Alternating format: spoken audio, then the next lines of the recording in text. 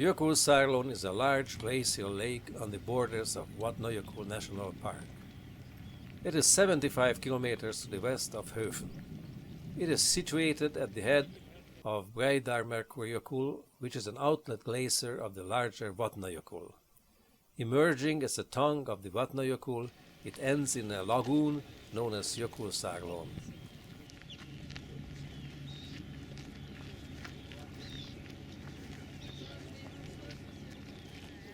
As icebergs break away from the tongue of the glacier, they drift slowly to the mouth of the lagoon and eventually enter the ocean. They are stated to float in the deep lagoon for 5 years.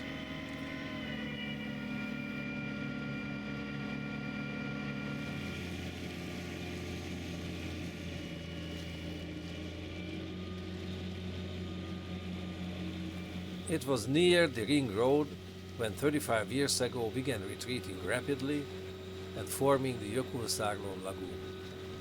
The lake has grown since then at varying degrees because of melting of the Icelandic glaciers.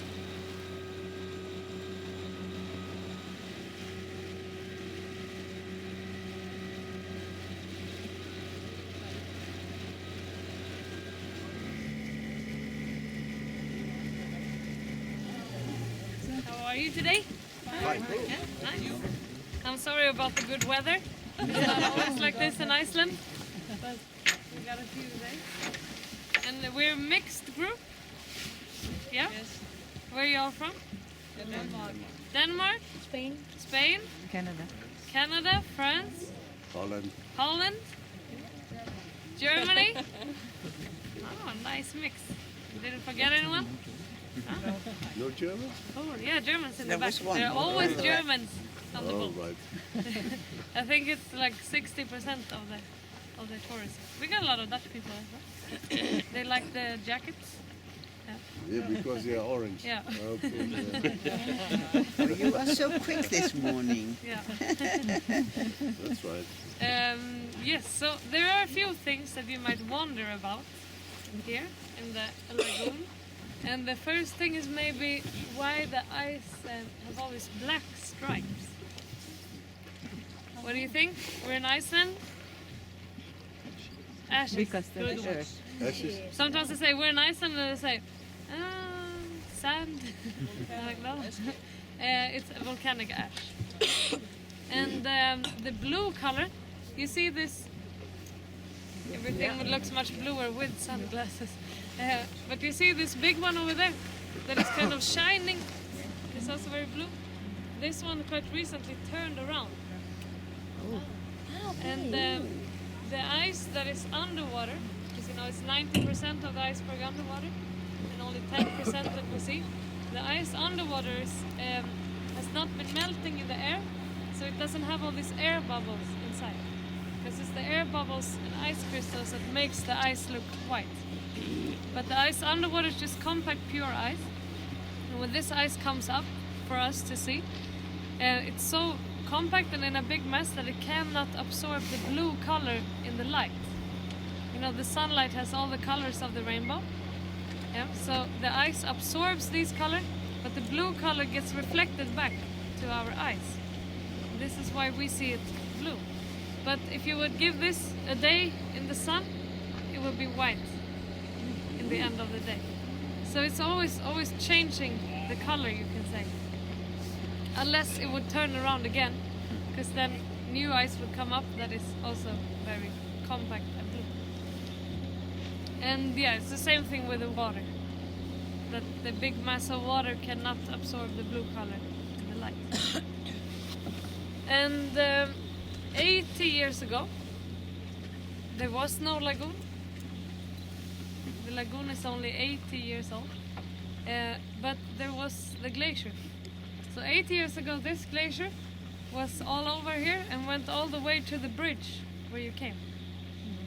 And you can see all this sand around here, like it's like a circle. This is a glacier moraine, and this is because the glacier has been pushing the sand up. And that's why it creates this. So the glacier was here everywhere, and it was about 60 to 100 meters high. So you can imagine It's 80 years ago.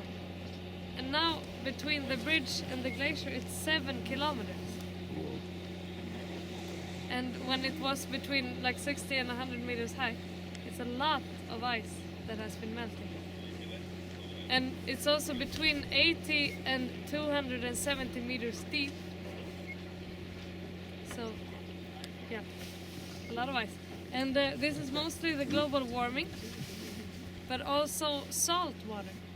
Because from the ocean, you saw by the bridge, you have the ocean on one side and the lagoon on the other side. So a lot of salt water comes in and mixes up here with the sweet water from the ice. So we have about 50% salt water in the lagoon, which makes the ice melt even faster. So the glacier is actually the fastest melting glacier in Europe, and it's melting 100 meters every year. Wow. So it's not so good, but we get a lot of ice to look at. And with the salt water we also get fish. So we have krill, herring and salmon, and that's why we have the seals. Some of you saw the seal? Yeah. Yeah, it's a really nice place for them to swim around. Under the glacier we have the deepest point in Iceland, which is 300 meters deep. And behind me, you see this mountain here? Behind this mountain we have the highest point in Iceland, which is 2,110 meters high. It's quite special, they're kind of neighbors, the highest and the lowest point. Yeah.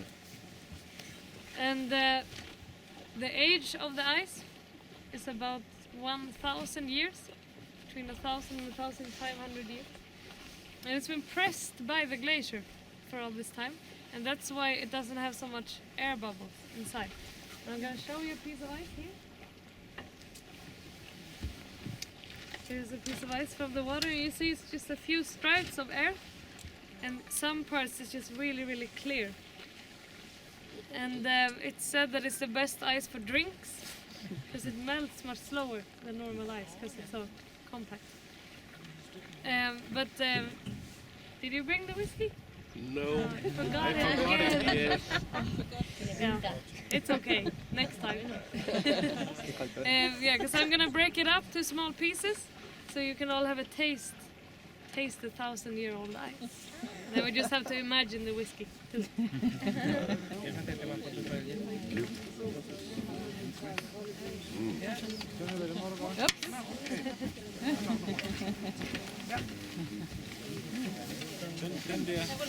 De neked is vegyek egyet? Egy take from my husband. Yeah. 1000 évesség. Gyönyörű.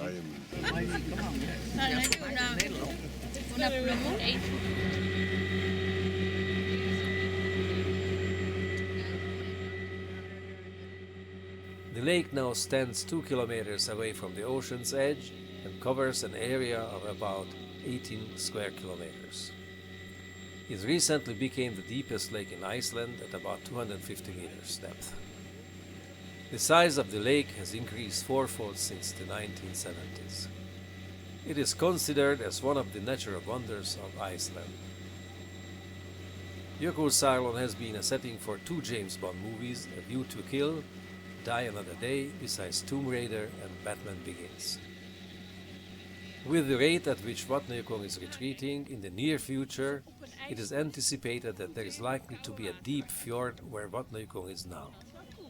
Reykjavik, the capital of Iceland, is 250 kilometers from the lake, and the road between the capital and the lake winds to a dozen other glaciers, which are also retreating. This retreat is now posing a real threat to the national highway, Route 1 of Iceland. In 1985, the premiere of the James Bond movie A View to a Kill marked the start of commercial boat tours on the lake. Gudbrandur Jóhannesson started the tours on Jökulsárlón, or the Ice Lake as it is sometimes referred to. Jóhannesson, who today owns and operates the company of Vatnajökull Travel, did the tours for the first 2 years. In the summer of 1987, about 5,000 passengers sailed on the company's 2 small vessels. The next year, an amphibious vehicle, the Lark 5, joined the fleet. By 1995, the number of passengers per year had multiplied, and the company then operated 3 amphibious vehicles. The company Jökulsárlón now employs about 30 seasonal employees. For the past few years, the company has carried 60,000 passengers annually. Since the first commercial boat tour, about 900,000 tourists have taken the excursion.